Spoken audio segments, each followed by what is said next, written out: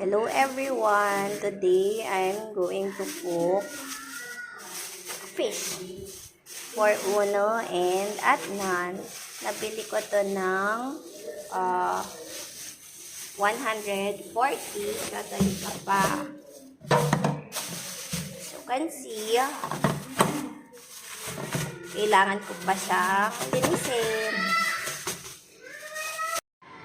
Ito yung mga isdang nabili ko.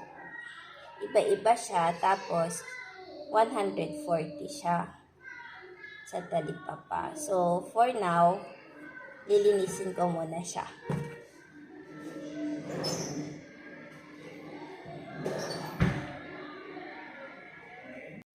Ito yung mga ingredients: sibuyas, kamatis, at kangkong. Siyempre, hugasan muna natin yung kamatis at kangkong bago hiwain para malinis.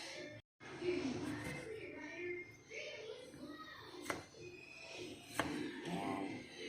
Yung sa kamatis, para sa akin, kahit anong hiwa na yan kasi ako'y laging nagmamadali. So, 4 na cut, okay na yan. Tapos, balatan natin yung sibuyas.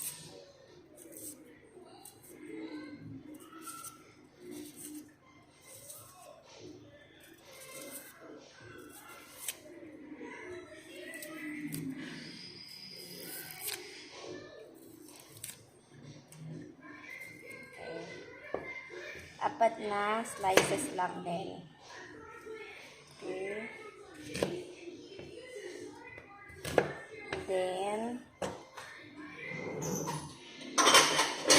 ilipat na natin siya sa malinis na lalagyan. Kahit i-mix, okay lang kasi ilalagay lang natin to sa tubig mamaya. And, finally, yung kangkong. So, yan. Yung nabili ko, 5 pesos. At dahil nga nagmamadali ako, gagawin ko na lang is kutsilyohin yung kangkong. Hindi ko na hinimay. So, yan na yung kangkong natin. Ready na. Lalagyan natin ulit sa malinis na mangkok. Nahugasan ko na rin pala ito. So, ayan. Naubusan kami ng gas. Kaya dito muna ako magluluto. Pakulo lang tayo ng tubig. Tapos, pag kumulo na yan, ilalagay na natin yung sibuyas, kamatis, and then yung isda. At dahil kumukulo na siya, ilalagay na natin yung sibuyas at kamatis natin sa tubig. Yung tubig ko, siguro mga 2 cups, 3 cups lang yan. Konti lang, kasi konti lang din naman yung isda na isasalang ko. So, pakukuluin lang natin ulit yan. Tapos, ilalagay na natin yung isda at finally yung kangkong. Kapag humiwalay na yung kamatis, yung balat ng kamatis sa laman nito, pwede na natin ilagay yung isda. So, na yung isda.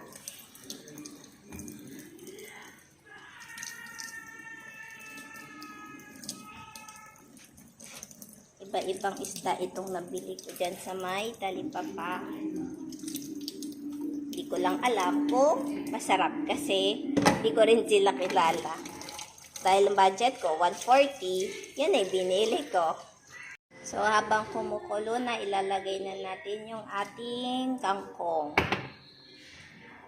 Para hindi malabsa, madurog yung isda.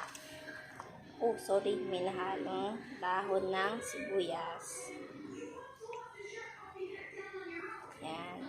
Tapos, antayin na lang natin kumulo. Pinaka-last, salt, and then yung sinigang mix. Yan lang. Happy watching. Please pa-subscribe naman ako for more luto. Nakalimutan ko, mami. Yung siling green, ilagay na natin siya. Yan. Galing yan sa garden ko, so free na yan. Hindi ko na yan sinama doon sa 140 na budget. And since kumukulo na, pwede na natin siyang patayin. And ready to serve. Bye!